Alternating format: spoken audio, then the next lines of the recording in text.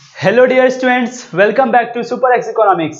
Dear students, आज मैं आप लोगों के लिए लेकर आया हूं हमारे टर्म 1 प्रिपरेटरी सीरीज की नेक्स्ट वीडियो, जिसमें हम लोग डिस्कस करने जा रहे हैं बैलेंस ऑफ पेमेंट से related most important and most expected questions for term 1 board exam. Right students, I hope कि आपके बाकी एग्जाम्स काफी अच्छे जा रहे होंगे और इकोनॉमिक्स के लिए तो मैं हूं ही। तो आइए स्टार्ट करते हैं। So let's begin.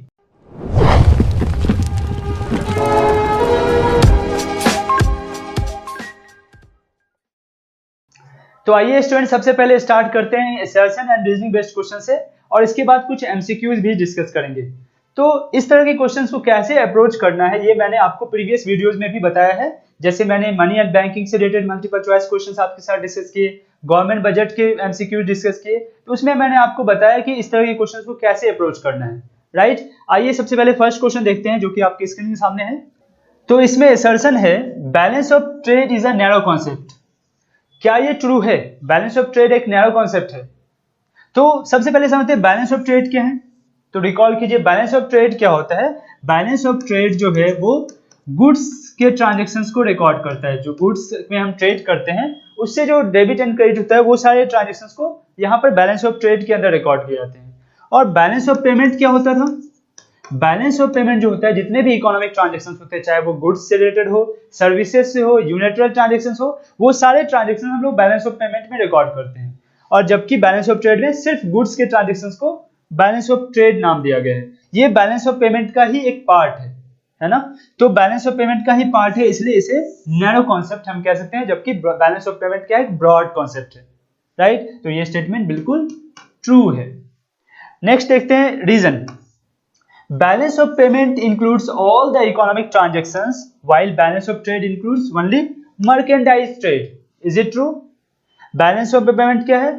वो includes all the economic transactions। यही हमने अभी डिस्कस किया कि balance of payment के अंदर सारे economic transactions होते हैं, जबकि balance of trade क्या करता है? सिर्फ goods के transactions को रिकॉर्ड करता है, और goods के transactions को ही हम लोग merchandise trade कहते हैं।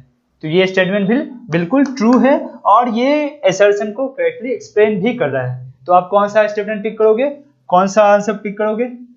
तो आप कमेंट बॉक्स में भी जरूर आंसर लिखिए। तो ऑप्शन नंबर ए पिक करेंगे। Both assertion A and reason are true and reason is correct explanation of assertion A. Right, okay.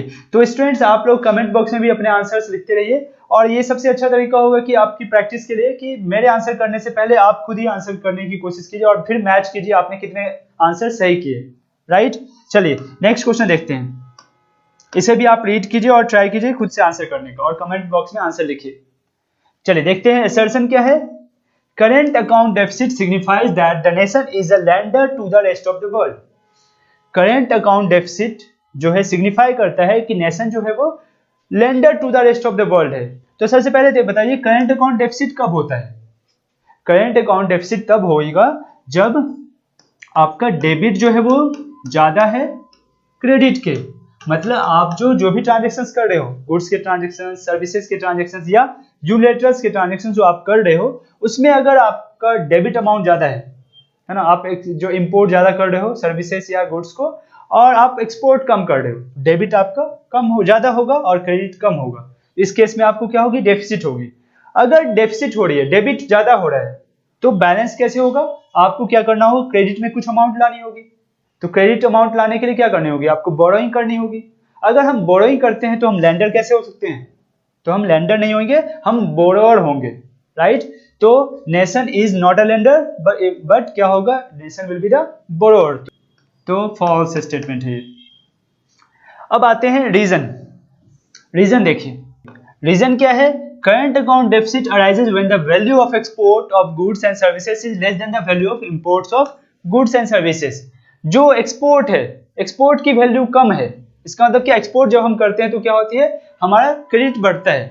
लेकिन अगर आप क्या कर रहे हो? एक्सपोर्ट कम कर रहे हो, तो आपकी क्रेडिट अमाउंट कम होगी, क्रेडिट कम होगी और डेबिट ज्यादा होगा। तो इस केस में क्या होगा? आपको अगर डेबिट ज्यादा है, आपके पैसे जेब से ज्यादा जा रहे हैं, आपके पास पैसे आ कम रहे हैं, तो डेबिट ज्यादा है, इस केस में आपको डेफिसिट होगा। तो ये बिल्कुल ट्रू स्टेटमेंट है ना। ये रीजन जो है वो ट्रू है, और स्टेटमेंट ए जो है असर्शन ए फॉल्स है। तो कौन सा ऑप्शन पिक करोगे?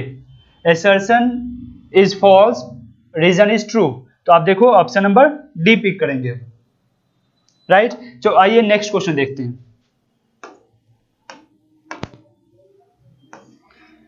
चलिए नेक्स्ट क्वेश्चन थर्ड है, assertion donations and grants are an example of unilateral transactions। Donation और ग्रांट जो होते हैं वो यूनिलैटरल ट्रांजैक्शंस के एग्जांपल हैं। सबसे पहले आप याद कीजिए यूनिलैटरल ट्रांजैक्शंस क्या होते हैं। यूनिलैटरल ट्रांजैक्शंस क्या होते हैं? वन वे ट्रांजैक्शंस, है ना, एक तरफा ट्रांजैक्शन। मतलब अगर आपको कोई डोनेशन या ग्रांट देता है तो क्या उसके बदले में हमें कोई कुछ पे करना होता है क्या? अगर कोई कंट्री हमें कोई डोनेशन देता है या फिर हमें कोई ग्रांट देता है, जैसे कोविड का टाइम है तो हम लोगों ने भी बहुत सारी कंट्रीज को ग्रांट दिए, हमें भी बहुत सारी कंट्री से ग्रांट मिले, तो क्या उसके बदले में हमें कुछ पे करना होता है क्या? There is no compulsion to pay in return, हमें रिटर्न में कुछ देने की कंपल्सन नहीं होती है। इसलिए ये जो है वन वे ट्रांजेक्शन या यूनिलैटरल ट्रांजेक्शन, तो ये स्टेटमेंट बिल्कुल ट्रू है, राइट। अब देखिए reason, unilateral transactions take place without any services in return. तो जो अभी मैंने कहा कि यूनिलैटरल ट्रांजेक्शन जो होते हैं वैसे ट्रांजेक्शंस होते हैं जिसके बदले में हमें कुछ नहीं देना होता है, तो वैसे ट्रांजेक्शन यूनिलैटरल ट्रांजेक्शंस कहते हैं। तो ये उसी बात को एक्सप्लेन कर रहा है कि यूनिलैटरल ट्रांजेक्शन जो है take place without any services in return, इसलिए उसको यूनिलैटरल ट्रांजेक्शंस कहते हैं। तो ये भी स्टेटमेंट ट्रू है और इसको एक्सप्लेन भी कर रहा है ना, सेम ही बात है, उसी चीज को एक्सप्लेन की जा रही है यहाँ पे। तो assertion and reason both are true and reason is the correct explanation of assertion। तो आप ऑप्शन नंबर ए पिक करोगे, राइट। चलिए नेक्स्ट क्वेश्चन देखते हैं, आप लोग भी जरूर आंसर कीजिए कमेंट बॉक्स में। चलिए नेक्स्ट देखते हैं, assertion है current account transactions bring a change in current level of countries income. क्या ये ट्रू है? Current account transactions bring a change in current level of countries income. तो करंट अकाउंट ट्रांजेक्शंस जो होते हैं उससे वो जो होता है क्या होता है, करंट अकाउंट में जो ट्रांजेक्शंस होते हैं वो क्या होते हैं, जैसे हम गुड्स एंड सर्विसेज में ट्रेड करते हैं या यूनिलैटरल्स आते हैं, ये सारे ट्रांजेक्शंस जो होते हैं उससे क्या पता चलता है कि आप या तो आपकी कंट्री में इनकम आ रही है या फिर आपकी कंट्री की इनकम जा रही है। तो ये जो है आपकी कंट्री की करंट इनकम को शो करता है, इसलिए ये स्टेटमेंट ट्रू है, क्योंकि इसमें जो भी ट्रांजेक्शंस होते हैं वो आपकी इनकम से रिलेटेड होते हैं। या तो इनकम आपकी, आप अगर मान लो गुड्स ज्यादा बेच रहे हो, आप दूसरे कंट्री को एक्सपोर्ट ज्यादा कर रहे हो तो आपकी इनकम ज्यादा होगी, अगर आप दूसरे कंट्री से इंपोर्ट ज्यादा कर रहे हो तो आपकी इनकम कम होगी, है ना। तो चाहे सर्विसेज हो या गुड्स हो, आप ज्यादा अगर एक्सपोर्ट करोगे तो आपकी इनकम ज्यादा होगी। तो ये कहीं ना कहीं जो है करंट अकाउंट ट्रांजेक्शंस वो सारे ट्रांजेक्शंस शो करते हैं जो इनकम में चेंज लाता है, कंट्री की इनकम में चेंज ला सकता है, या तो बढ़ सकती है इनकम या फिर घट सकती है इनकम। तो ये बिल्कुल स्टेटमेंट ट्रू है। अब देखिए reason, current account includes all items expressing change in stock. तो क्या ये सही है? Current account includes all items expressing change in stock. तो जो चेंज इन स्टॉक होते हैं, कंट्री की जो कैपिटल में चेंज होती है, स्टॉक में चेंज होती है, वो कौन शो करता है? कैपिटल अकाउंट उस चीज को रिकॉर्ड करता है, उस चीज को शो करता है, इसलिए ये स्टेटमेंट फॉल्स है। तो assertion is true, reason is false. कौन सा ऑप्शन पिक करोगे आप? Option number C, assertion is true, reason is false. Okay students, I hope कि आपको ये डिस्कशन अच्छा लग रहा है, समझ में आ रही है चीजें। तो अगर आपको ये डिस्कशन फ्रूटफुल लग रही है तो जरूर आप वीडियो को लाइक कीजिए और अपने फ्रेंड्स के साथ भी शेयर कीजिए इसे। ओके स्टूडेंट्स, आइए फिफ्थ क्वेश्चन देखते हैं। तो assertion है the foreign exchange reserves are the financial assets of the government held in the central bank. तो ये बिल्कुल ट्रू है, क्योंकि जो जितने भी फॉरेन एक्सचेंज रिजर्व्स होते हैं वो सेंट्रल बैंक के पास होते हैं, और सेंट्रल बैंक जो होता है कस्टोडियन होता है इन फॉरेन एक्सचेंज का, राइट। तो ये बिल्कुल ट्रू स्टेटमेंट है। अब देखिए reason, all from the reserves is recorded on the positive side. जो भी रिजर्व्स होते हैं, फॉरेन एक्सचेंज रिजर्व जो रिजर्व बैंक ऑफ इंडिया के पास होते हैं, उससे जो विड्रॉल होती है, जो अमाउंट निकाले जाते हैं, वो विड्रॉल पॉजिटिव साइड में नोट की जाती है बैलेंस ऑफ पेमेंट के। क्या ये ट्रू है? इसको समझते हैं। मान लीजिए ये हमारी कंट्री है और इसके पास जो रिजर्व है अमाउंट, वो रिजर्व बैंक ऑफ इंडिया के पास है, फॉरेन एक्सचेंज रिजर्व। अब अगर कंट्री यहां से कुछ अमाउंट विड्रॉ करती है, राइट, अगर यहां से फॉरेन एक्सचेंज रिजर्व से निकाले जाते हैं तो ये जो विड्रॉल है ये कंट्री में इनफ्लो होगी, है ना। विड्रॉल ऑफ फॉरेन एक्सचेंज होगा, ये कंट्री में इनफ्लो होगी। तो जो इनफ्लो होगी इसमें, तो इसलिए इसको हम लोग पॉजिटिव साइड में डिनोट करते हैं। अगर हम रिजर्व बैंक ऑफ इंडिया में, कंट्री के पास जो कुछ मान लीजिए रिजर्व्स हैं, उसको हम रिजर्व बैंक ऑफ इंडिया में डालते हैं, तो ये कंट्री से निकलकर रिजर्व बैंक ऑफ इंडिया में जाता है ना। तो उस केस में वो नेगेटिव साइड में रिकॉर्ड होगा। तो ये स्टेटमेंट बिल्कुल ट्रू है। जब रिजर्व बैंक ऑफ इंडिया से फॉरेन एक्सचेंज रिजर्व विड्रॉ होते हैं तो वो पॉजिटिव साइड में नोट किया जाता है, क्योंकि कंट्री के पास क्या हो रही है, इसकी इनफ्लो आ रही है। ठीक है ना, इसलिए ये स्टेटमेंट भी ट्रू है। तो कौन सा ऑप्शन पिक करोगे आप? लेकिन ये देखो दोनों अलग अलग स्टेटमेंट है, इस स्टेटमेंट को रीजन एक्सप्लेन नहीं कर रहा है, दोनों अलग अलग बातें हैं। तो ऑप्शन कौन सा होगा? Both assertion A and reason R are true and reason R is not the correct explanation of assertion A। तो ऑप्शन नंबर बी हम पिक करेंगे, राइट। चलिए आइए नेक्स्ट क्वेश्चन देखते हैं, क्वेश्चन नंबर 6। assertion है accommodating transactions are dependent in nature। accommodating transactions क्या होते हैं? तो आप रिकॉल कीजिए accommodating transactions क्या होते हैं। तो हम जो भी ट्रांजेक्शन्स करते हैं प्रॉफिट मोटिव से, वो सारे ट्रांजेक्शन्स करने के बाद हमें कभी क्या होता है, डेफिसिट होता है या फिर हमें सरप्लस हो सकता है, राइट। अगर हमें डेफिसिट होता है, डेफिसिट होने का मतलब है कि आपका डेबिट ज्यादा है, क्रेडिट से आपका डेबिट ज्यादा है ना। और सरप्लस होने का क्या मतलब है? डेबिट कम है क्रेडिट से। तो इस केस में अगर आपको डेफिसिट हो रहा है, डेबिट अमाउंट ज्यादा है, तो आपको क्या करना होगा, बैलेंस करने के लिए आपको कुछ अमाउंट क्रेडिट करनी पड़ेगी, तभी ये बैलेंस हो पाएगा। तो हम जब बैलेंस ऑफ पेमेंट को बैलेंस करने के लिए जो भी ट्रांजैक्शंस करते हैं, राइट, तो एकोमोडेट करते हैं बैलेंस ऑफ पेमेंट को, तो वो एकोमोडेटिंग ट्रांजैक्शंस कहलाती है। इस केस में हम बोरो करेंगे, इस केस में हम लेंड करेंगे। तो ये सारे ट्रांजैक्शंस जो हैं, ये जो हम बोरो कर रहे हैं या फिर ये जो लेंड कर रहे हैं सरप्लस के केस में, ये सारे ट्रांजैक्शंस आपके एकोमोडेटिंग ट्रांजैक्शंस होते हैं। तो ये डिपेंडेंट इन नेचर होते हैं, क्योंकि ये डिपेंड करता है कि आपका जो है कैसा बैलेंस ऑफ पेमेंट की स्टेटस क्या है। अगर बैलेंस ऑफ पेमेंट की स्टेटस है आपकी डेफिसिट हो रही है, तो आपको बोरो करनी पड़ेगी। अगर बैलेंस ऑफ पेमेंट में आपको सरप्लस हो रही है, तो वो आपको लेंड करना पड़ेगा अमाउंट। तो ये जो है डिपेंडेंट इन नेचर है, ये बिल्कुल ट्रू है, राइट। फर्स्ट असर्शन जो है आपकी ट्रू है। अब रीजन देखिए, तो रीजन देखिए, रीजन है accommodating transactions take place to cover deficit और surplus in the autonomous transactions।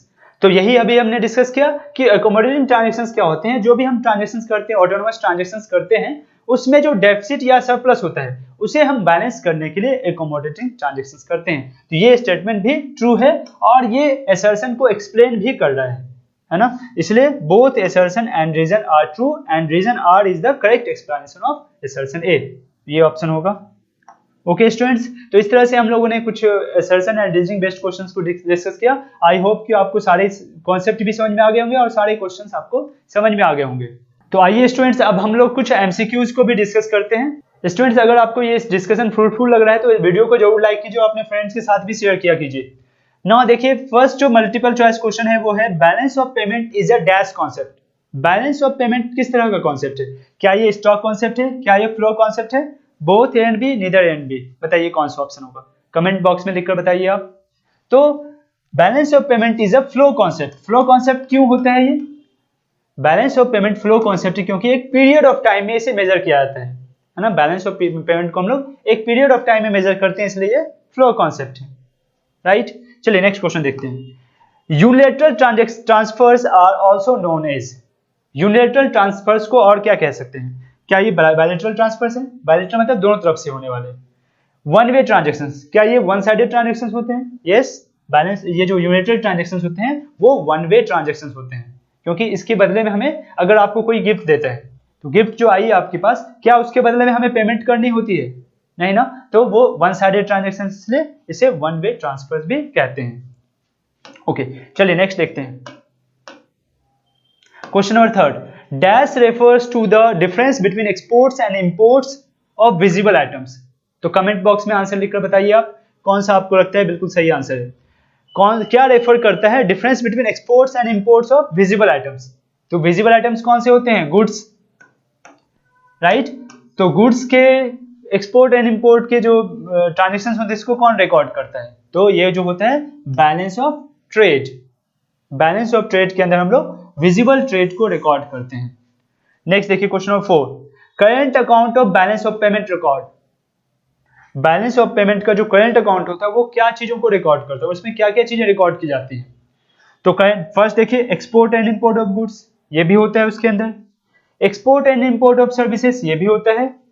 Unilateral transfers and from to and from abroad, ये तीनों होते हैं। तो कौन सा ऑप्शन होगा? All of these. तो करंट अकाउंट में जो बैलेंस ऑफ पेमेंट का जो करंट अकाउंट होता है उसमें हम इन सभी चीजों को रिकॉर्ड करते हैं। आइए नेक्स्ट क्वेश्चन देखते हैं। Question number 5, surplus balance of payment implies. Surplus balance of payment कब होती है? तो सरप्लस कब होती है? सरप्लस जब होगी जब आपके पास क्रेडिट अमाउंट ज्यादा होगा। तो देखिए कौन सा ऑप्शन होगा सही? ये तो होगा नहीं क्योंकि इसमें डेबिट ज्यादा है। यहां देखिए क्रेडिट अमाउंट ज्यादा है डेबिट से, तो ये ऑप्शन ट्रू होगा, ऑप्शन नंबर बी।